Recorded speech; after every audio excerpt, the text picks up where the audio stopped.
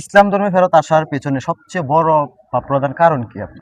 আমি বলি আল্লাহ তাআলা সবাইকে সঠিক জ্ঞানে দান করুক। তাই এখন তো আপনার পরিবারের সাথে টোটালি যোগাযোগ বিচ্ছিন্ন। আমি কোরআনের সুর মাঝে শুনেছি যে নাম, আজানের সুর মাঝেও শুনেছি ও নাম।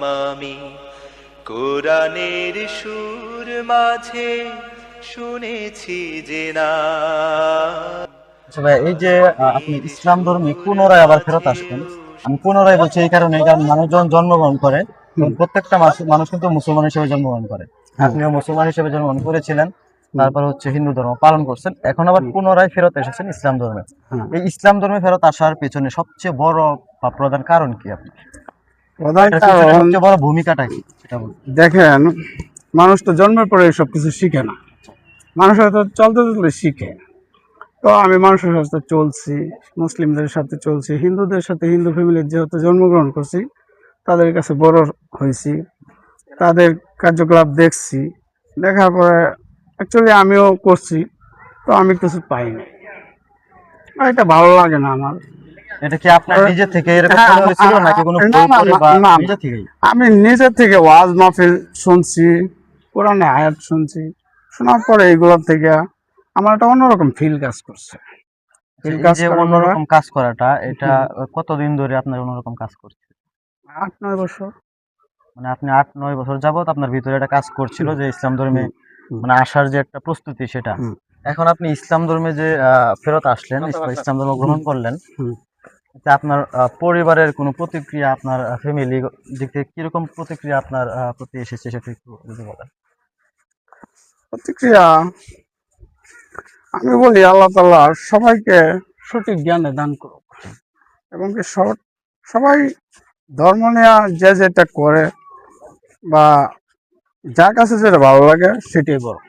আমাদের আল্লাহ ব্যতীত তো আর কেউ নেই, আল্লাহ শেষ, আল্লাহই শুরু।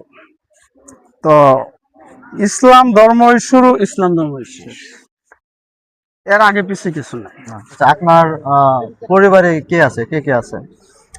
আমার আম্মু নাই, আব্বু আছে। তো আপনার আব্বু আছে? হ্যাঁ, আপনার ভাই বোন? 5 ভাই 1 বোন, ভাই আছে আরো 4 জন। সবাইকে আপনার ছোট ছিল নাকি বড়?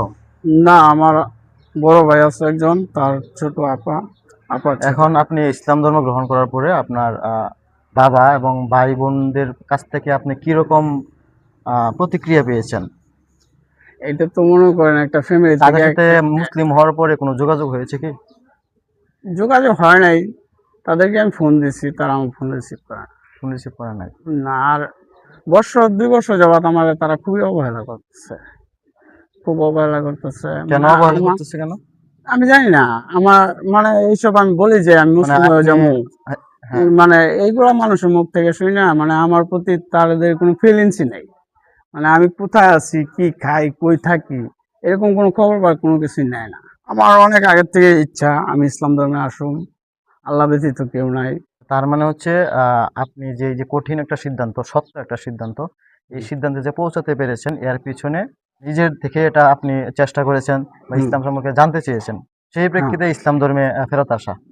হুম। ইসলাম ধর্মে যে ফেরত আসলেন এই ব্যাপারে আপনাকে কালেমা পড়তে হয়েছে, এফিডেভিট করতে হয়েছে, এই ব্যাপারে সাহায্য কে করেছে আপনাকে? গাজীপুরের এক বড় ভাই। গাজীপুরের? হুম। আচ্ছা, ইসলাম ধর্মে আসার পরে আপনার কি কি মানে আগের থেকে পরিবর্তন হয়েছে, এরকম কোনো কিছু আছে কি? আগে আমার কোনো কিছু ভালো লাগতো না, এক সময় আমি অনেক কিছু করতাম। তা ইসলাম ধর্মে আসার পরে আমি এটাই পাইছি, মসজিদে আসার পরে আমার সবকিছু ভুলে যায়, খুব ভালো লাগে। নামাজ পড়ার সময় খুব ভালো লাগে, বা খারাপ লাগলে, কোথাও মনটা খারাপ লাগলে মসজিদে আসলে মনটা ভালো হয়ে যায়। ইসলাম ধর্মে যে আপনি আসলেন, এখন আপনার যে আত্মীয় স্বজন বা বন্ধু বান্ধব যারা আছে মানে হিন্দু বা সনাতন ধর্মে, হুম। তাদের উদ্দেশ্যে ইসলাম ধর্ম নিয়ে কি মানে কি বলতে চান তাদের উদ্দেশ্যে? তাদের উদ্দেশ্যে বলতে চাই, আমি বলি না যে এই ধর্ম ছেড়ে আইসা পড়ুক, তার বছর পর বছর করতেছে বাপদাদার আমল থেকে। তো আমি বলি না, আল্লাহ যদি তাদেরকে হেদায়েত দান করে বা বোঝার মতো তৌফিক দান করে, সঠিক পথে ফিরে আসাটাই উত্তম মনে করি।